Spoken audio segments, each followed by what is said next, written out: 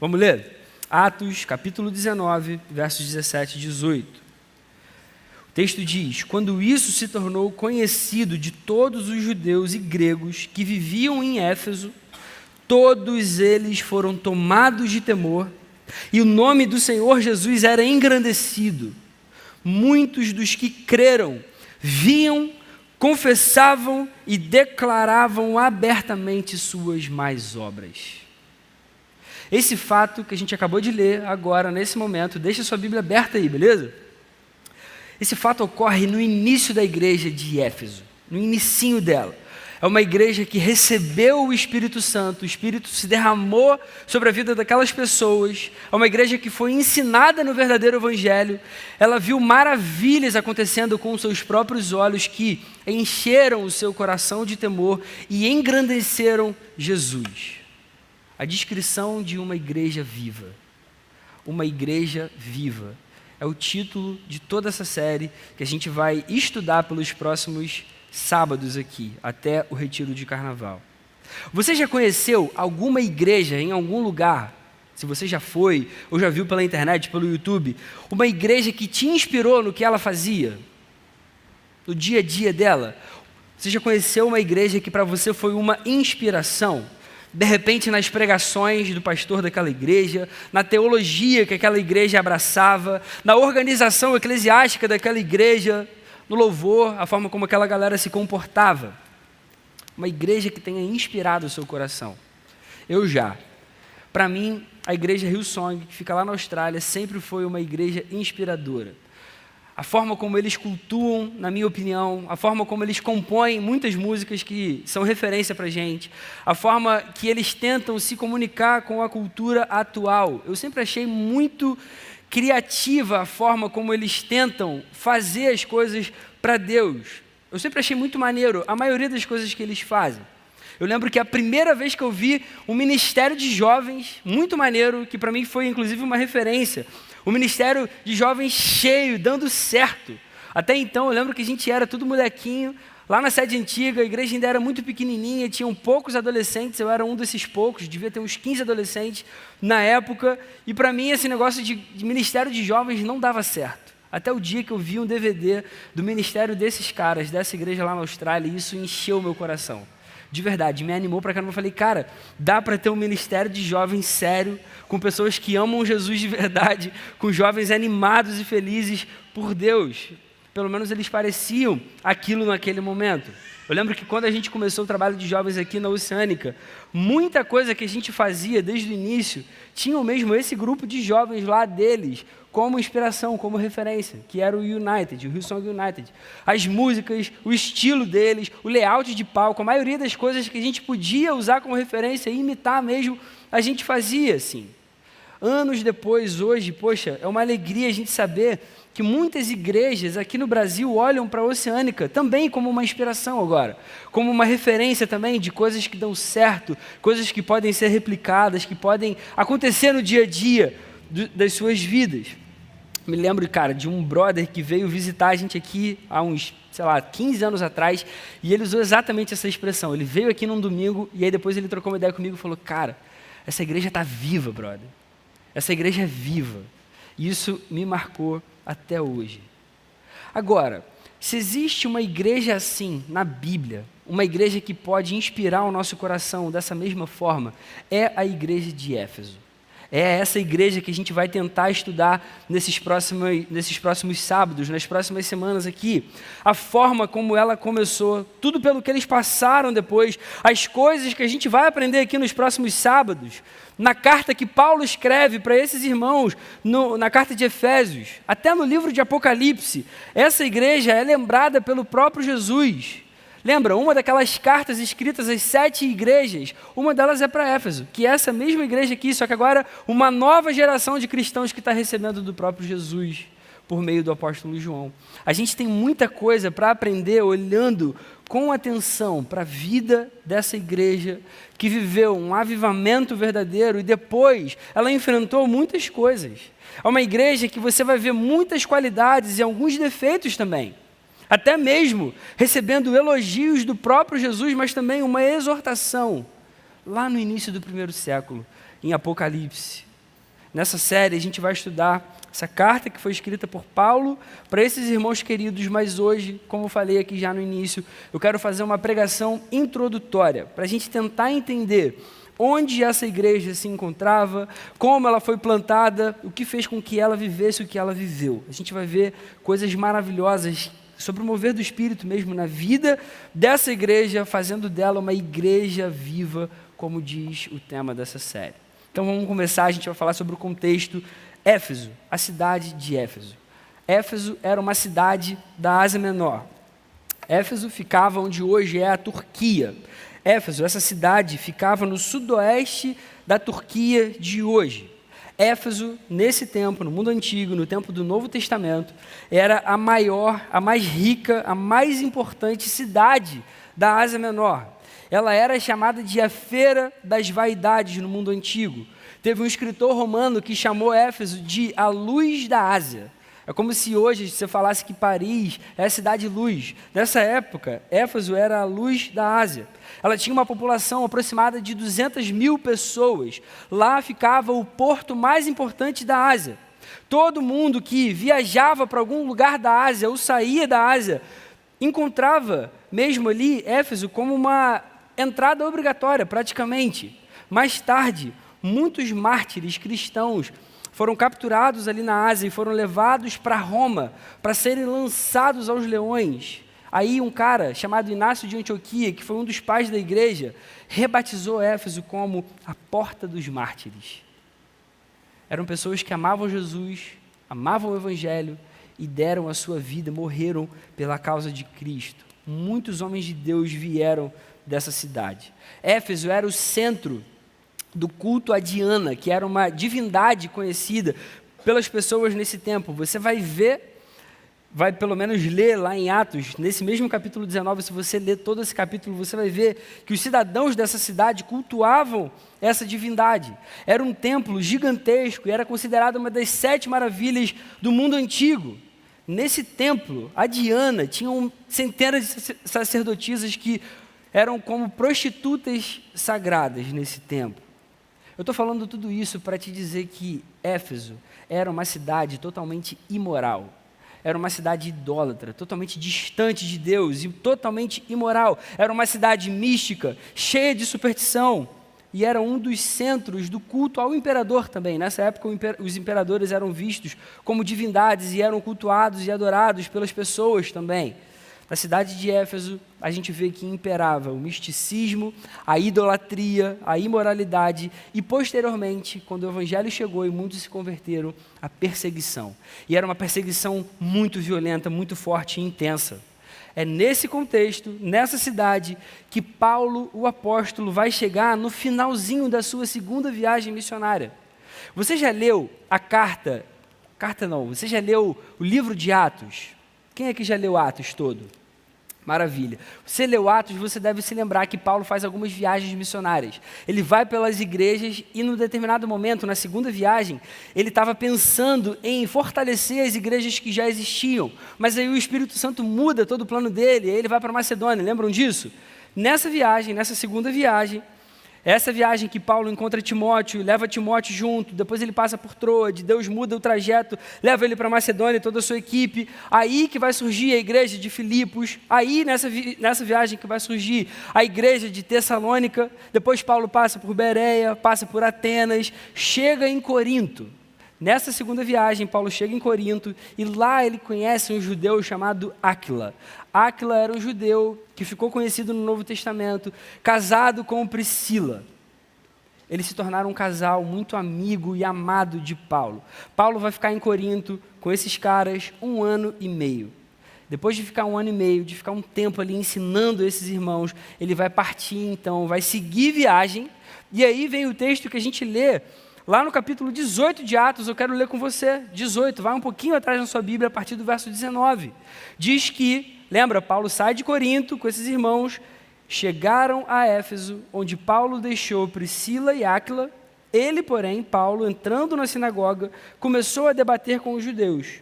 Pedindo eles que ficasse mais tempo, não cedeu, mas ao partir prometeu: voltarei se for da vontade de Deus. Então, embarcando, partiu de Éfeso. Finalzinho da viagem, Paulo chega lá, e aí as pessoas de lá pedem que ele fique mais, ele não fica. O que acontece? Ele vai deixar aqui esse casal, Priscila e Áquila. Quem ficou no início dessa plantação foi Priscila e Áquila. Depois de um tempo, Paulo vai fazer uma terceira viagem missionária, aí ele vai passar em Éfeso, e aí que ele vai ficar 3 anos em Éfeso, e ele vai ensinar sobre o verdadeiro evangelho, e é aí que vai acontecer as coisas que a gente leu aqui essa noite, nesses dois versos do início da igreja. E aí a gente vai ver que acontece algo maravilhoso no início dessa igreja dos Efésios. Acontece aqui um avivamento. Paulo retorna, lembra, agora ele está na terceira viagem missionária, e aí o texto diz que ele conheceu ali, encontrou alguns discípulos. Discípulo aqui, para a palavra chamada discípulo, já era gente que ouviu falar do evangelho, era temente a Deus. Mas olha aí, no primeiro verso do capítulo 19 agora comigo, o que a história vai contar? Vai dizer que Paulo, atravessando as regiões altas, chegou a Éfeso. Ali encontrou alguns discípulos e lhes perguntou, preste atenção nesse diálogo aqui, ele é muito importante. Vocês receberam o Espírito Santo quando creram? Antes da gente continuar a leitura, volta aqui para mim. Lembra que Jesus sobe aos céus, a promessa acontece, o Espírito se derrama. E aí os discípulos, cheios do Espírito, começam a pregar esse evangelho. E o Espírito se derrama sobre várias pessoas, sobre vários pontos. E o Evangelho se expande para além de Jerusalém. Está acontecendo aquilo que Jesus falou, cara, agora vai para além de Jerusalém, vai por todo mundo, vocês têm que fazer isso agora. Isso está acontecendo, então muita gente ainda não tinha recebido o Espírito Santo dessa forma. Agora, esses irmãos aqui de Éfeso estão recebendo isso pela primeira vez. Aquilo que aconteceu lá em Pentecostes, com os primeiros discípulos, vai acontecer agora com esses discípulos de Éfeso. Isso é maravilhoso demais. Então a gente vai continuar a leitura. Diz, eles responderam, não, nem sequer ouvimos que existe o Espírito Santo. A gente não sabe o que é isso. Então que batismo vocês receberam? Perguntou Paulo. O batismo de João, responderam eles. Lembra que João Batista, ele batizava um batismo de arrependimento. Era algo simbólico só para as pessoas. As pessoas iam até o Rio Jordão, João batizava, para simbolizar arrependimento de pecado. João fazia assim. Depois, quando Jesus vai ensinar, agora quem se converter, vocês batizem essas pessoas, é um outro batismo diferente do de João. É um batismo agora para simbolizar um novo nascimento. A entrada agora numa nova vida, uma vida que passa a amar a Jesus, que passa a viver por Jesus e para Jesus. Então, esses discípulos até então só tinham recebido o batismo de João, o batismo de arrependimento. Eles nem sabiam o que era Espírito Santo. Só que o que Jesus ensina para os discípulos lá no finalzinho de Mateus? Batizem em nome do Pai, do Filho e do Espírito. Esses caras nem sabiam o que era o Espírito. Volta aqui para o texto. Disse Paulo, o batismo de João foi um batismo de arrependimento. Ele dizia ao povo que cresce naquele que viria depois dele, isto é, em Jesus. Ouvindo isso, eles foram batizados agora no nome do Senhor Jesus. E quando Paulo lhes impôs as mãos, veio sobre eles o Espírito Santo e começaram a falar em línguas e a profetizar. Eram ao todo quantos aqui? 12 homens. Eram ao todo 12 homens. 12 homens. O Espírito Santo enche aquelas pessoas ali, um grupo pequeno. Paulo falando com 12 discípulos, que eram tementes a Deus, que agora ouviram do Espírito, que foram batizados agora em nome do Pai, do Filho e do Espírito. O Espírito se derrama. E essa igreja então começa já de uma forma viva, porque o Espírito agora traz vida para essas pessoas. E aí, um tempo depois, Paulo agora, no meio dessas pessoas, vivendo nessa cidade, ensinando esses irmãos, ensinando sobre o Evangelho, algo bizarro vai acontecer aqui. O texto vai dizer, quando você continua a sequência, eu vou resumir para a gente conseguir avançar aqui, vai dizer que existiam alguns judeus nessa cidade de Éfeso que expulsavam espíritos malignos. E eles tentaram invocar o nome de Jesus sobre algumas pessoas que estavam endemoniadas. Esses caras chegaram para alguns endemoniados e falaram, em nome de Jesus, a quem Paulo prega, eu lhes ordeno que saiam. Esses caras eram 7 filhos de um cara chamado Seva, que era um dos chefes dos sacerdotes dos judeus dessa cidade. Aí, um dia, o espírito maligno responde para esses caras, Jesus eu conheço, Paulo, eu sei quem é, mas vocês, quem vocês são? E aí o texto diz que esses demônios partiram para cima desses 7 caras e espancaram esses caras. Espancaram com tanta violência que eles ficaram nus e saíram correndo. Isso é bizarríssimo. E o texto vai dizer que esse fato bizarro encheu o pessoal da cidade de temor. Vai dizer que gregos e judeus viram isso acontecendo ou souberam dessa notícia, que alguns endemoniados espancaram os caras que tentaram expulsar no nome de Jesus, de Paulo, mas que eles nem conheciam quem era, mas falavam, o nome de Jesus é quem Paulo prega. Enfim, eles vão saber disso e vai dizer que isso encheu o pessoal dessa cidade de temor. E então a gente vai chegar no texto que a gente começou a ler essa noite. Verso 17 de Atos 19. Quando isso se tornou conhecido, isso o quê? Esse fato dos demônios terem espancado 7 caras. Essa coisa maluca que aconteceu, essa bizarrice. Quando isso se tornou conhecido, todos aqueles homens foram tomados de temor e o nome do Senhor Jesus era engrandecido. Muitos dos que creram vinham e confessavam e declaravam abertamente suas más obras. E aí o texto vai continuar dando outros detalhes sobre o que aconteceu. Versos 19 e 20, continua lendo comigo aí. Diz que grande número dos que tinham praticado o ocultismo reuniram seus livros e os queimaram publicamente. Calculado o valor total, este chegou a 50.000 dracmas. Dessa maneira, a palavra do Senhor muito se difundia e se fortalecia. Cara, que coisa incrível. Eu leio o relato desse início dessa igreja, eu fico muito impressionado com tudo isso. A gente vê de fato coisas impressionantes acontecendo. A gente, nesse relato, vê sinais claros de avivamento nessa cidade de Éfeso. Uma cidade, como eu falei no início, totalmente imoral, cheia de idolatria, cheia de prostituição. As pessoas dessa cidade, quando ouviram o evangelho, elas creram nesse evangelho, e essas que creram vinham e denunciavam publicamente as suas más obras. Que mover extraordinário do Espírito! O texto vai dizer que os que se convertiam rompiam totalmente com o ocultismo, chegaram a queimar os seus livros de magia, os seus livros que não tinham nada a ver com o Senhor e com o evangelho. E aí a gente vai saber depois que o evangelho se espalhou dali por toda a Ásia Menor. Em geral, essa ordem sempre acontece nos avivamentos, naqueles momentos de derramamento do Espírito, que acontece de forma totalmente especial e que faz de uma igreja viva, uma igreja avivada, uma igreja que tem vida. Essa ordem sempre acontece. O Espírito se derrama, corações se enchem de temor, pecados inevitavelmente são deixados para trás e o nome de Jesus é engrandecido. O nome de Jesus passa a ser adorado, reconhecido por todas as pessoas que veem aquelas coisas extraordinárias acontecendo. Essas são as marcas de uma igreja viva. Isso acontece no início da igreja de Éfeso. É assim que uma igreja viva começa. E é o que a gente está falando aqui essa noite. É assim que uma igreja que às vezes já existe há muito tempo, que já está morta, que já está fria, que já está distante de Jesus, pode reviver. Precisa disso. Vida com o Espírito se derramando, enchendo aqueles corações. Precisa de temor, precisa de arrependimento verdadeiro e o nome de Jesus sendo engrandecido.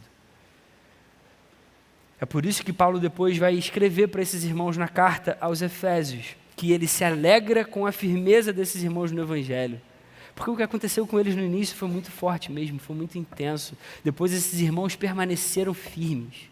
E a carta aos Efésios é uma preciosidade. Eu espero que vocês possam se banquetear com isso nos próximos sábados, que a gente vai estudar a carta de fato. Durante a primeira prisão de Paulo em Roma, Paulo vai escrever essa carta para esses irmãos, a carta aos Efésios, e ele vai agradecer a Deus o profundo amor que havia nessa igreja. E olha que coisa impressionante e maravilhosa. Timóteo, que é aquele que Paulo leva junto, que presenciou isso aqui, estava do lado de Paulo nesse momento, ele participou dessas coisas com esse amigo querido, com esse tutor. Timóteo depois vai ser enviado por Paulo para ser o pastor dessa igreja. E depois o apóstolo João, o mesmo João, o João que escreve o Evangelho de João, o João, discípulo amado de Jesus, o João que escreve 3 cartas, o João que recebe a profecia de Apocalipse, também vai pastorear essa igreja lá de Éfeso. Então a minha proposta hoje é a gente abordar o que torna uma igreja viva, com base nessas coisas que a gente acabou de ler. Em primeiro lugar, o Espírito Santo precisa se derramar. Tudo começa com um derramamento do Espírito Santo. O Espírito precisa vir e encher os corações. Uma igreja sem o Espírito não é uma igreja verdadeira. Uma igreja sem o Espírito é uma igreja morta, é uma igreja fria, distante. Lá no verso 7 do capítulo 19, o texto diz que quando Paulo impôs as mãos sobre aqueles primeiros discípulos, veio sobre eles o Espírito Santo.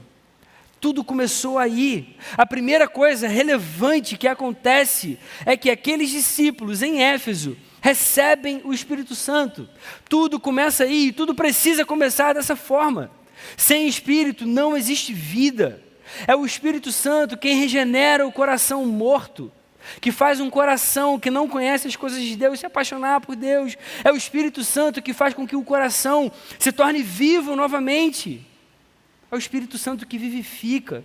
É o Espírito Santo que tira a gente da escravidão do pecado. E quando o Espírito se derrama de forma especial, coisas extraordinárias e maravilhosas acontecem na igreja.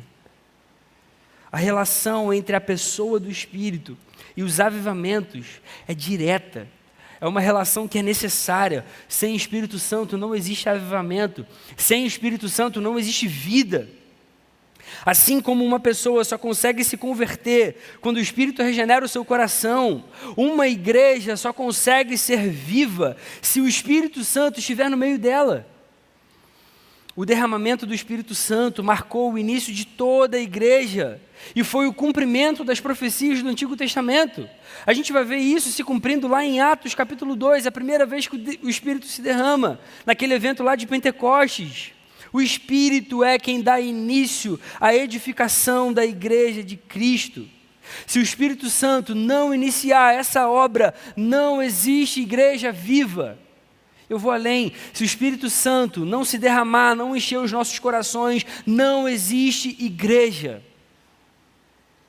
Se nós nos reunimos aqui e o Espírito não estiver no nosso meio, a gente vai ser só um grupo de pessoas, só um clube, ou qualquer outra coisa que você queira chamar. Éfeso só passou por essa experiência sobrenatural de corações cheios de temor, de pecados sendo reconhecidos e confessados, de Jesus sendo engrandecido, porque o Espírito estava ali, o Espírito se derramou sobre aqueles primeiros discípulos, depois o Espírito continuou essa obra ali. A gente lê e parece assim, não, foi porque aconteceu aquele fato bizarro do espancamento lá dos demônios, naqueles caras lá malucos. Mas não, gente. Foi o Espírito Santo no meio daqueles irmãos.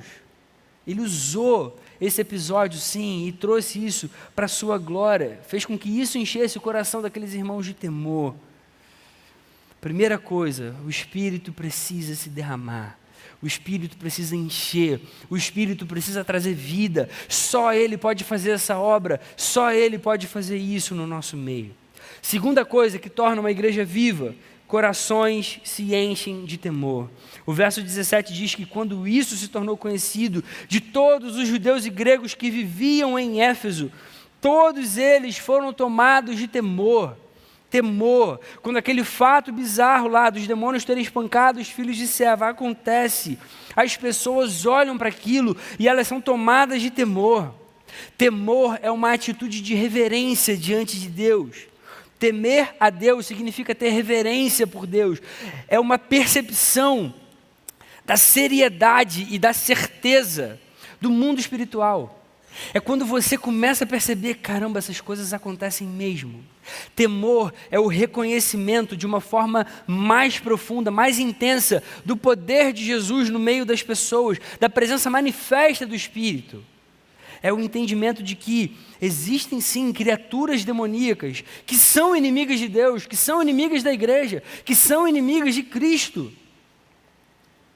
Com aquele fato bizarro do espancamento, aquelas pessoas ficaram cheias de temor. O que aconteceu no coração delas? Elas perceberam que existe sim, cara, um mundo espiritual real. Existe sim um mundo espiritual. Aquele Jesus que Paulo está pregando aqui no nosso meio, ele existe mesmo. Aquelas pessoas perceberam, caramba, isso acontece. Eles estão falando uma coisa verdadeira aqui no nosso meio, eles estão ensinando a verdade para a gente. Isso enche o coração de temor. Temer a Deus é essencial para uma vida santa, para uma vida perto de Jesus, uma vida santificada, porque o temor no coração faz a gente deixar pecados para trás. O temor no coração ajuda a gente a abandonar práticas que são abomináveis para o nosso Deus. O temor no coração ajuda a gente a reconhecer as nossas falhas e ajuda a gente a mudar o que precisa ser mudado. É o temor que ajuda a gente a fazer de tudo para se aproximar desse Deus que é santo. O temor é o melhor combustível para a santificação. Sabe por quê? Porque sem temor, a gente vive uma vida medíocre. A gente não entende o quanto o nosso pecado fere a santidade de Deus, por exemplo. Quando a gente está sem temor, a gente comete um pecado e a gente nem se importa com isso. Nosso coração está sem temor nenhum. A gente vive como se Deus de fato não existisse. Uma vida que não teme o Senhor, que não tem reverência por esse Deus, que não tem essa percepção da realidade de um mundo espiritual de fato, em que Deus é soberano e é santo, e existem sim criaturas malignas que estão no nosso meio, tentando atrapalhar a nossa vida, tentando roubar a nossa alegria, tentando tirar a nossa fé. O temor daqueles irmãos foi tão grande que isso fez com que eles realmente abandonassem pecados, a ponto até de perder dinheiro. E é o próximo ponto que a gente vai abordar aqui. Terceira coisa que torna uma igreja viva: pecados são abandonados. Pecados precisam ser abandonados. Os versos 18 e 19 dizem que muitos dos que creram vinham e confessavam e declaravam abertamente as suas más obras. Imagina você chegar aqui agora, na frente aqui nesse púlpito e falar assim: olha, essa semana eu fiz isso, isso e isso, eu estou completamente envergonhado, angustiado no meu coração. Eu quero confessar diante dos meus irmãos aqui, quero pedir que vocês orem agora por mim. Eu quero viver para Jesus, eu quero viver para a glória dele, eu quero viver uma vida santa. Isso que aconteceu aqui nesse momento, é isso que a gente está falando. Eles declararam abertamente os seus pecados. Isso foi algo público, isso foi algo na frente de todo mundo. E o texto diz que grande número dos que tinham praticado ocultismo reuniram seus livros e os queimaram ali publicamente. E calculado o valor total, este chegou a 50 mil dracmas. Cara, olha o que está acontecendo aqui. Com temor no coração, essas pessoas reconheciam seus pecados e elas iam ali abertamente, publicamente, diante de todo mundo e falavam: olha, eu pequei, meu pecado é esse, orem por mim, eu quero receber esse Jesus. E não apenas isso, eles também pegaram lá os seus livros de ocultismo, de magia negra e queimaram isso. Eles reconheceram de verdade a sua pecaminosidade e mudaram de atitude. E é assim que a gente tem que fazer. A gente tem que abandonar qualquer prática pecaminosa, qualquer prática que entristeça o coração do nosso Deus.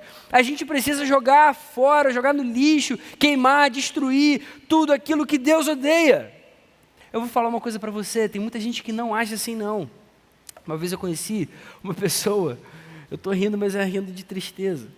Uma vez eu conheci uma pessoa que ela se converteu. Aí ela tinha uma imagem de um Buda, assim, grande, bonito. E aí depois de um tempo, ela comentou com alguém, eu não sei como eu fiquei sabendo disso, mas ela comentou que ela deu aquele Buda para uma pessoa, para uma outra amiga. Um amigo, sei lá. Como assim? Você deu para outra pessoa? Você tinha que ter destruído essa coisa. O que é ruim para a gente é tranquilo para os outros. Aquilo que entristece a Deus, aquilo que não tem nada a ver com aquilo que a gente crê. Ah, não, mas é de boa, vai dar para outra pessoa. Ou então, pô, isso aqui tem um preço muito grande, eu vou vender pelo menos, vai vender. Outra pessoa vai pegar, vai comprar e vai usar. Isso vai ser tropeço para outras pessoas, ainda que não conheçam a Jesus. Cara, tem que ir para o lixo, tem que ser quebrado, tem que ser queimado, tem que ser destruído. Os efésios aqui se converteram e jogaram fora uma quantia equivalente a 50 mil dracmas. Deixa eu fazer uma continha aqui para você, só para você ter uma noção de ordem de grandeza. Uma dracma, nesse tempo, equivalia a um dia de trabalho daquelas pessoas. Se você pega hoje o salário mínimo, que está reajustado, ele está 1.320. Divide isso por 22 dias úteis. Significa que cada dia trabalhado num salário mínimo equivale a R$60. Se você ganha o salário mínimo, um dia de trabalho seu é R$60. 50.000 dracmas, por essa proporção, equivaleriam hoje a 3 milhões de reais. As pessoas jogaram fora 3 milhões de reais. Aí você pensa assim, caramba, pô, vendia, né? É uma grana isso. Galera, quando Jesus muda a nossa vida, transforma o nosso coração, não existe valor que me faça negociar isso. Não existe valor que me faça negociar isso. Eu preciso jogar fora tudo que não pertence a Jesus. Ah, mas tal coisa foi muito cara. Não importa, joga fora, queima, destrói. Ah, mas tal coisa, joga fora, queima, destrói. Seu celular está te fazendo pecar, joga fora, queima, destrói. Seu computador está fazendo você pecar, joga fora, queima, destrói. Olha o que Jesus fez por você, você vai negociar isso.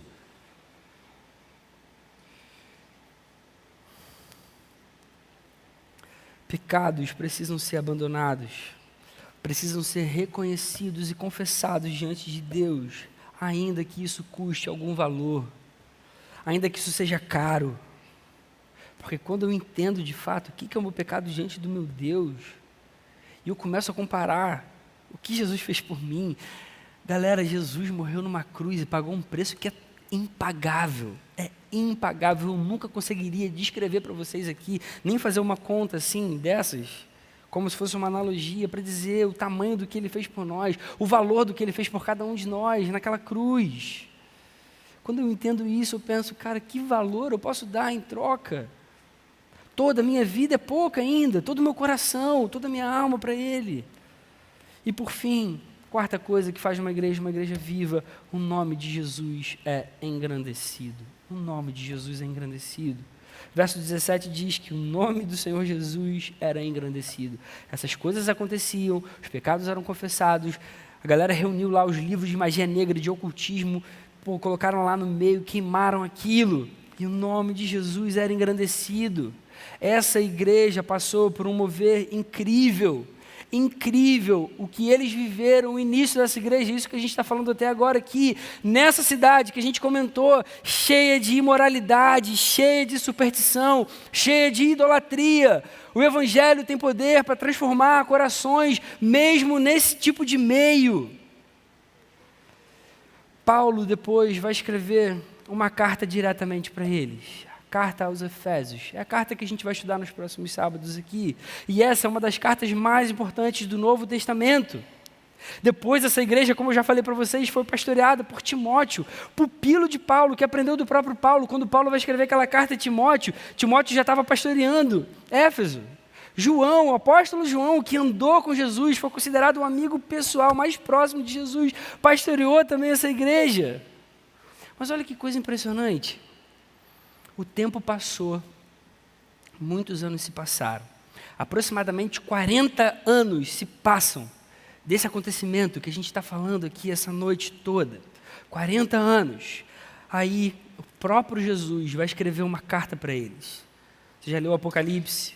Tem um momento ali no início de Apocalipse que Jesus escreve uma carta para cada uma das 7 igrejas da Ásia Menor. Uma dessas 7 igrejas era essa igreja aqui, de Éfeso. 40 anos depois, agora uma segunda geração de cristãos recebe essa carta do próprio Jesus. Jesus começa elogiando. Esse pessoal continuou muito firme, continuou com uma linha doutrinária certa. Uma igreja que permaneceu fiel à doutrina. Mas vocês lembram qual foi a exortação de Jesus para ela? Eles perderam o primeiro amor. O amor do coração deles se esfriou. É essa igreja que acontece isso. Uma igreja que viveu isso que a gente está estudando aqui essa noite toda. Passou por esse avivamento, passou por essas coisas todas. 40 anos depois, o amor se esfriou. Eles ficaram firmes na doutrina. Eles ficaram lá tementes, mas o amor se esfriou. Ainda que a fidelidade à doutrina tenha se mantido, ainda que a firmeza deles tenha permanecido, o amor se foi. O amor se apagou do coração deles. Esse amor aqui que fez com que eles colocassem os livros de magia negra para queimar. Esse amor aqui que fez com que eles quisessem viver para Jesus. Esse amor que fez com que as pessoas falassem que o nome de Jesus era engrandecido por meio da vida deles. Por que será que todo avivamento tem um fim? A resposta é porque as pessoas, infelizmente, param de olhar para Jesus. Infelizmente, as pessoas param de olhar para Jesus. No início de tudo, no início dessa igreja, é o que a gente está falando essa noite toda aqui, a grande marca, depois do derramamento do Espírito, depois daquele temor do coração, depois que eles abandonaram seus pecados, confessando ali publicamente, queimando toda aquela podridão lá de ocultismo, a marca era, o nome de Jesus era engrandecido. 40 anos depois, o próprio Jesus vai dizer, olha, vocês perderam isso. Vocês perderam esse amor por mim. Esse primeiro amor é o amor inicial, aquele amor do início da igreja. Vocês perderam isso. Vocês estão muito firmes.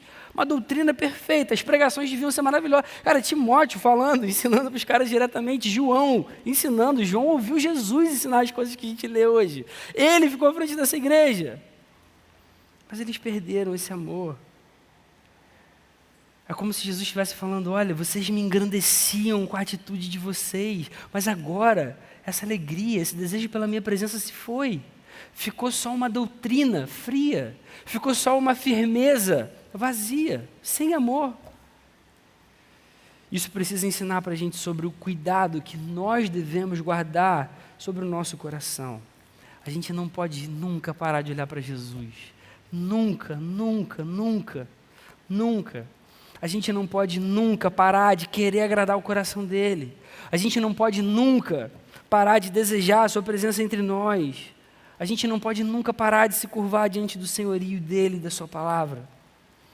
Quando o nome de Jesus deixa de ser engrandecido, o amor se vai.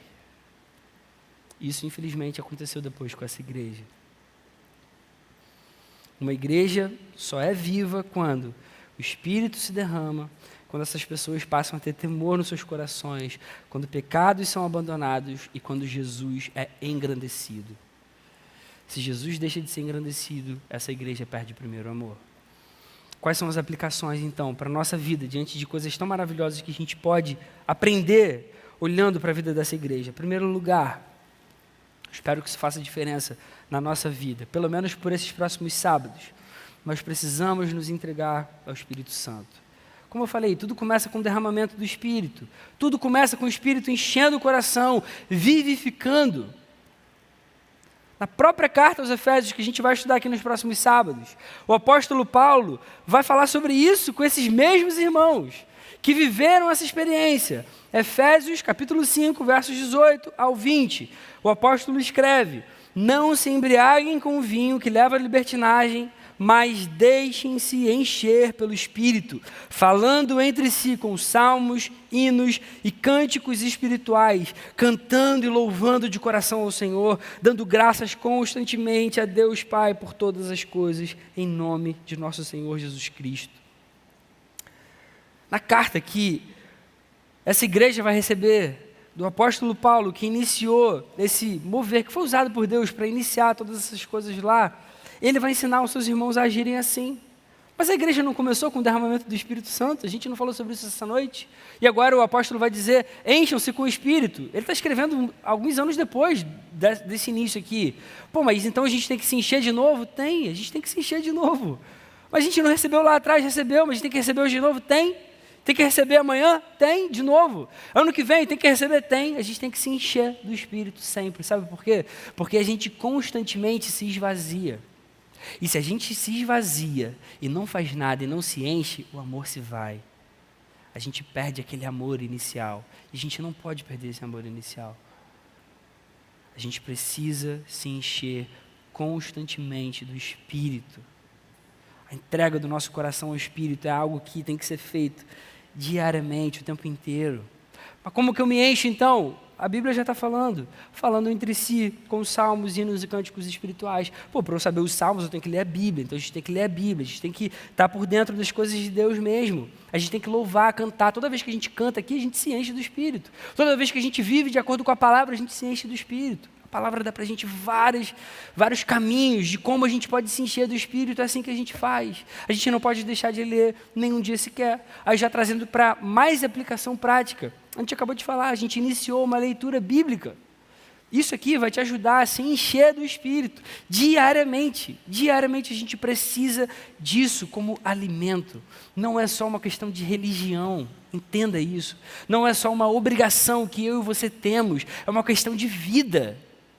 É o que faz uma igreja viva e é o que faz a nossa alma viva também. Nós fazemos parte disso aqui. A gente precisa se comprometer com o Senhor. A gente precisa aprender a amar a palavra de forma constante. Segunda aplicação para a nossa vida, a gente precisa encher o nosso coração de temor, reconhecer e confessar nossos pecados.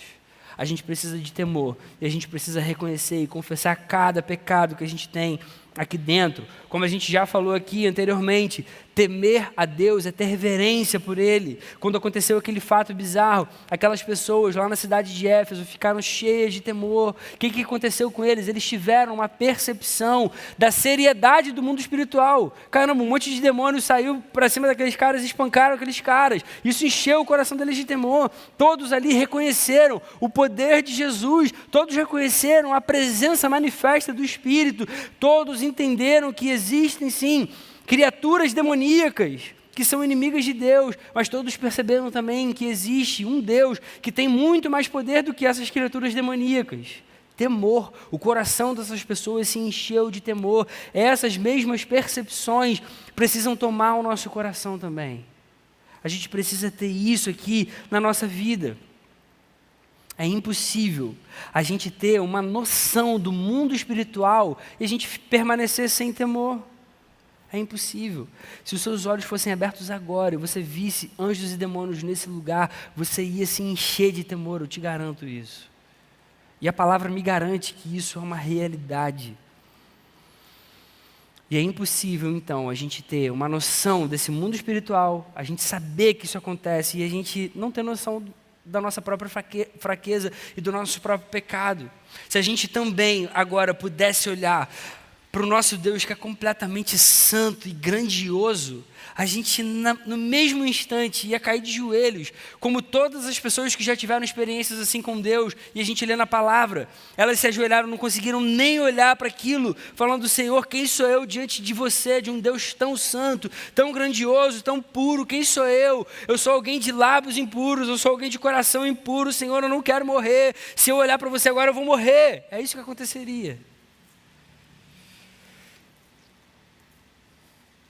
E isso vai ensinar para a gente sobre arrependimento. Se a gente entende esse estado da nossa alma e do nosso coração diante desse Deus, a gente necessariamente vai querer se arrepender. A gente não vai querer continuar nas mesmas práticas pecaminosas que entristecem esse Deus que é tão santo, tão perfeito e que ama a nossa vida. O processo de conversão de um coração começa com arrependimento. Sempre que a gente olha para Cristo e a gente percebe o motivo da sua morte naquela cruz, e foi pelos nossos pecados, a gente não vai conseguir ficar indiferente ao nosso próprio coração, à nossa vida, ao nosso passado. A gente vai querer se arrepender, a gente vai querer viver para a glória desse Deus. Por isso a gente precisa encher o nosso coração de temor e reconhecer e confessar todos os nossos pecados e viver para a glória dele. Terceiro lugar, por último, na última aplicação, a gente precisa focar na grandeza de Jesus. A gente precisa olhar para Jesus. Se a gente tirar Jesus do foco, se a gente tirar Jesus da nossa frente, a gente corre um sério risco de esfriar o coração. A gente corre o sério risco de perder o amor, aquele amor inicial, aquele amor que a gente tinha, que fazia com que a gente queimasse 50 mil dracmas de lixo, de podridão, não se importando com o valor. A principal obra do Espírito Santo é glorificar a Cristo. Quando o Espírito encher o nosso coração, ele vai fazer a gente olhar para Jesus e vai ajudar a gente a amar Jesus. Ele sempre vai apontar para Jesus. Quanto mais cheio do Espírito você estiver, mais parecido com Jesus você vai ser. Tem gente que pensa de uma forma não errada, mas talvez equivocada, que se o Espírito se derramar sobre nós, a gente vai começar a ter vários dons, e a gente vai começar a falar em língua, e vai profetizar, e todas essas coisas que a gente vê em algumas igrejas por aí. Isso acontece sim, e isso é bom e é maravilhoso, mas antes dos dons vem uma vida santa, antes dos dons vem arrependimento, antes dos dons vem um caráter igual ao de Cristo.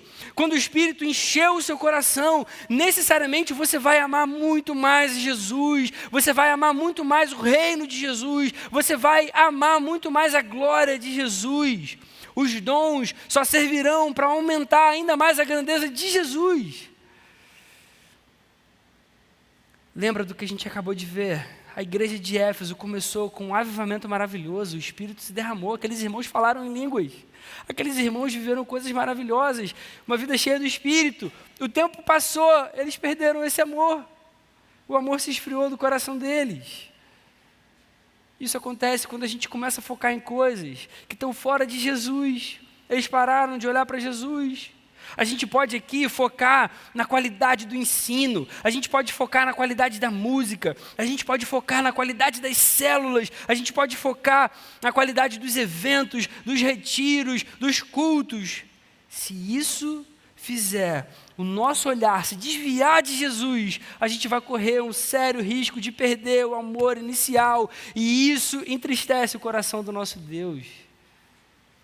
Infelizmente é possível que a gente seja uma igreja doutrinariamente forte, firme, saudável, que a gente tenha uma teologia maravilhosa, mas que a gente não esteja agradando o coração de Jesus. A gente precisa aprender com isso. É esse amor inicial que mantém a gente animado. É esse amor inicial que mantém a gente vivo, que faz da gente uma igreja viva. É esse amor inicial que faz com que a gente tenha o desejo de ver o gol crescendo para a glória de Deus. É esse amor inicial que faz com que o nosso coração queira ver um monte de jovem aqui se convertendo, conhecendo a Jesus, querendo viver para a glória de Deus, querendo viver para o Evangelho. A gente não pode se esquecer que a gente tem que olhar sempre para Jesus. Se tudo que a gente fizer nesse lugar não for para a grandeza de Jesus, a gente vai se perder. A gente vai se perder e o amor vai se esfriar do nosso coração. Tudo depende do quanto a gente foca em Jesus, do quanto a gente olha para Jesus, do quanto a gente se apega a Jesus, do quanto a gente ama Jesus. Se não for para a grandeza dele, a gente vai se perder. Se a gente quer ser uma igreja viva, Jesus precisa ser engrandecido nesse lugar. Ele precisa ser a razão de tudo que a gente faz. E a gente vai ver isso em Efésios nos próximos sábados aqui. Quero concluir dizendo que essas próximas semanas a gente vai ver muito mais detalhes sobre essa igreja, a gente vai aprender coisas com ela, estudando essa carta maravilhosa. O pastor presbiteriano Hernandes Dias Lopes, falando sobre os Efésios, diz o seguinte: estudar essa carta é pisar em solo sagrado. Precisamos fazê-lo com os pés descalços, o coração em brasas e os olhos cheios de lágrimas. Não podemos tratar de coisas tão sublimes com a alma seca como um deserto. Não estamos penetrando pelos umbrais de uma obra puramente acadêmica, mas entrando nas salas espaçosas do palácio do Rei da Glória. É a carta aos Efésios. Minha oração é que nos próximos sábados você se encha com essa alegria, com esse desejo, querendo aprender mais de Deus e querendo fazer parte de uma igreja viva, assim. Que esse mesmo Espírito continue vivificando os nossos corações e que a gente consiga ser uma igreja viva, como foi o início dessa igreja aqui. Amém? Vamos orar? Senhor, obrigado pela sua palavra, obrigado pelo que você fala com a gente, obrigado porque ela traz tanta alegria para a gente, Senhor. Ela nos ensina tanta coisa sobre a sua bondade, sobre o seu amor, sobre o seu poder. Ajuda a gente, Senhor, nesses próximos sábados a estudar essa carta tão maravilhosa, essa palavra sua para a nossa vida como igreja. Ajuda a gente a ser uma igreja viva, uma igreja que te engrandece em todo o tempo, Senhor. Que o seu nome seja exaltado, glorificado no nosso meio. Que você receba toda a adoração que te é devida, Senhor. E por favor, no seu nome, Jesus, eu peço que você enche a gente com o teu Espírito. Que a gente te ame com todo o coração. Reaquece mesmo, Senhor, o nosso amor. Reaquece a nossa vontade, o nosso desejo de te adorar, de te buscar. Que a gente seja uma igreja viva de verdade, Deus. Faz da gente uma igreja viva para a sua glória. No seu nome, Jesus. Amém. Amém.